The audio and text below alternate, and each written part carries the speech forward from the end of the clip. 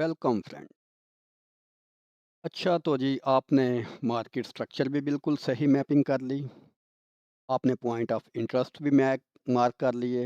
आपने context area भी ढूंढ लिया और अगर आप उसके बाद एंट्री सही तरीके से नहीं ले पाए तो सब ज़ाया। आज की वीडियो में हम डिस्कस करेंगे कि आईसीटी, एमएमटी और एसएमसी, इन तीनों के कॉम्बिनेशन से जो सिस्टम बनता है एमएमएम, उसके अकॉर्डिंग हमारा डेली टाइम फ्रेम और 15 मिनट टाइम फ्रेम के कॉम्बिनेशन में एंट्री फ्रेमवर्क क्या होगा, क्या क्या पॉसिबल सिनेरियोज बन सकते हैं और किन किन पॉसिबल सिनेरियोज की बेस पे हम अपनी एंट्री ले सकते हैं।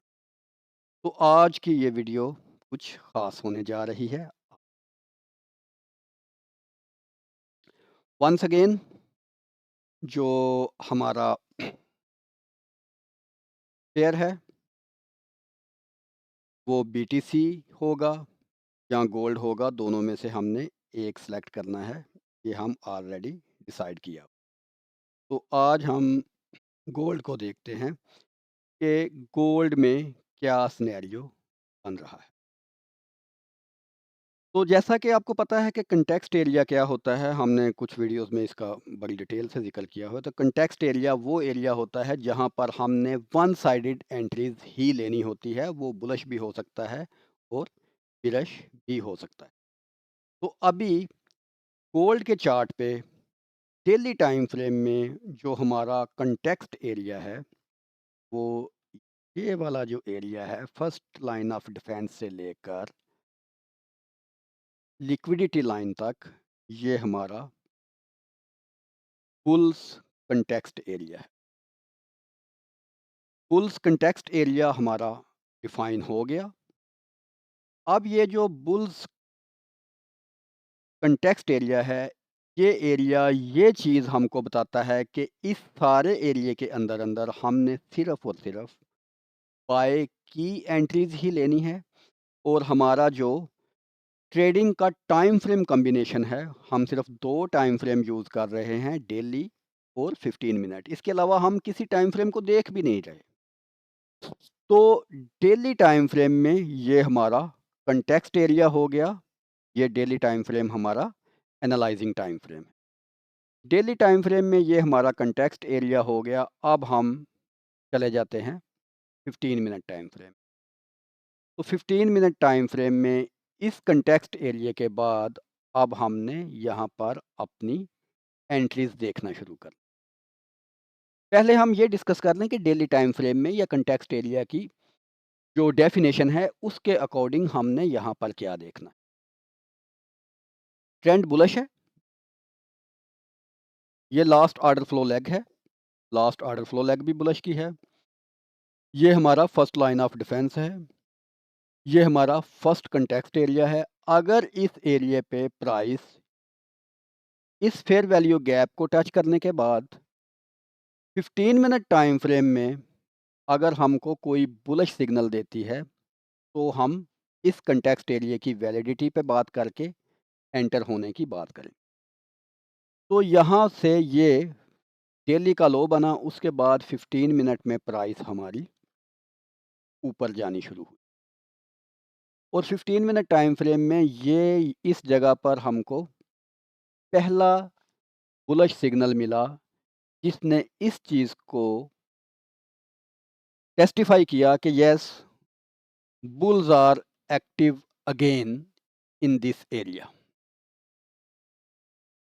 उसके बाद हमने दूसरे फेयर वैल्यू गैप पर हमने एंट्री लेनी है। ये हमारा पहला फेयर वैल्यू गैप और ये हमारा दूसरा फेयर वैल्यू। यहाँ पर बुल्स ने अपनी स्ट्रेंथ को पूरे तरीके से होल्ड कर लिया और क्लेम कर लिया कि yes, I am bullish now. अब हमने यहाँ पर अपनी एंट्रीज का प्लान करना है। तो कंटेक्स्ट एरिया में जाकर हमने अपने टाइम फ्रेम को 15 मिनट में शिफ्ट करने के बाद पहला जो एंट्री सिनेरियो हमारा बनेगा वो ये बनेगा कि 15 मिनट टाइम फ्रेम में प्राइस अपने कंटेक्स्ट एरिया को टच करती है, मिटिगेट करती है और उसके बाद वहाँ पर 15 मिनट में हमको पहला फेयर वैल्यू गैप देती है, उसकी मिटिगेशन होती है, और उसके बाद दूसरा फेयर वैल्यू गैप देती है और उसकी मिटिगेशन होती है। तो हम यहाँ से राइट नाउ गोल्ड में एक बाय की एंट्री ले सकते हैं, और इस कंटेक्स्ट एरिया के अकॉर्डिंग, इस एंट्री रूल के अकॉर्डिंग, हमारा जो स्टॉप लॉस है वो ऑलवेज पहले ऑर्डर ब्लॉक पहले फेयर वैल्यू गैप के थोड़ा सा नीचे रहेगा, थोड़ा सा रूम दे के यहाँ पर हम अपनी पहली एंट्री प्लान कर। ये हो गया एक सिनेरियो। अब दूसरा सिनेरियो ये हो सकता है कि प्राइस यहाँ से ऊपर जा रही है, ऊपर जाती जा रही है, जाती जा रही है, और कोई फेयर वैल्यू गैप नहीं बना रही। अगर प्राइस फेयर वैल्यू गैप नहीं बना रही तो इसका मतलब है कि हमने एंट्री नहीं लेनी। ये दूसरा सिनेरियो। तीसरा सिनेरियो ये है कि प्राइस यहाँ से ऊपर जाती है, पहला फेयर वैल्यू गैप बनाती है, उसके बाद दूसरा फेयर वैल्यू गैप बना देती है, उसके बाद तीसरा फेयर वैल्यू गैप बना देती है, मगर मिटिगेट नहीं करती। तो इस सूरत में भी हमने तब तक एंट्री नहीं लेनी जब तक प्राइस किसी फेयर वैल्यू गैप को मिटिगेट नहीं करती। यहाँ पर पहला फेयर वैल्यू गैप मिटिगेट हुआ और उसके बाद दूसरा भी मिटिगेट हुआ, दूसरा बना और ये तीसरा फेयर वैल्यू गैप मिटिगेट हुआ, तो इस फेयर वैल्यू गैप पे भी हम एंट्री ले सकते थे। लेकिन अगर दूसरा फेयर वैल्यू गैप जो बना वो मिटिगेट हो गया तो ये एंट्री ज़रा मज़ीद बेहतर हो जाएगी। चौथा सिनेरियो ये बनता है कि प्राइस ऊपर की तरफ जा रही है, पहला फेयर वैल्यू गैप बनता है वो मिटिगेट नहीं हुआ, लेकिन दूसरा फेयर वैल्यू गैप बनता है वो मिटिगेट हो गया, तब भी हम अपनी एंट्री ले सकते हैं।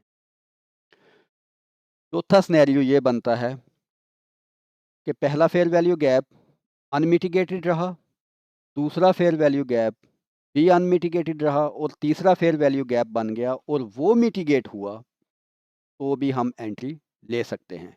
लेकिन जो सबसे ज़्यादा पावरफुल एंट्री होती है वो पहले फेयर वैल्यू गैप की मिटिगेशन पर ही मिलती है। अभी हमको इस एरिया में ये एंट्री मिल रही है, तो इस रूल के अकॉर्डिंग बहुत सिंपल सा रूल है, कोई इसमें रॉकेट साइंस नहीं है, सिंपलिसिटी है। तो यहाँ से हम अपनी एंट्री प्लेस करके इस फेयर वैल्यू गैप के नीचे हम अपना स्टॉप लॉस लगा के एंट्री को प्लेस कर सकते हैं। स्टॉप लॉस हिट हो जाएगा, नो इशू, लेकिन एंट्री का जो रूल है वो यही है। इस एंट्री रूल के अकॉर्डिंग जो हमारा रिस्क टू रिवार्ड रेशो है वो ऑलवेज 1/2 या मैक्सिमम 1/3 रहेगा।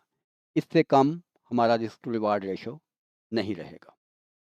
Stop loss rule pre define है, स्ट्रिक्ट हैं, हम यहाँ स्टॉप लॉस नहीं लगा सकते, हम यहाँ स्टॉप लॉस इस नहीं लगा सकते। हमने जो रूल डिफाइन हुआ है उसके अकॉर्डिंग ही स्टॉप लॉस लगाना है। अगर स्टॉप लॉस हिट हो जाता है तो हो जाए, वो इशू बाद में है, क्योंकि स्टॉप लॉस हिट होना नॉर्मल है मार्केट, लेकिन रूल की वायलेशन हमेशा अकाउंट को फ्लो करने के लिए काफ़ी होती है। तो ये हमारा कंटेक्स्ट एरिया के अंदर एंट्री रूल है। ये हमारा पहला कंटेक्स्ट एरिया है।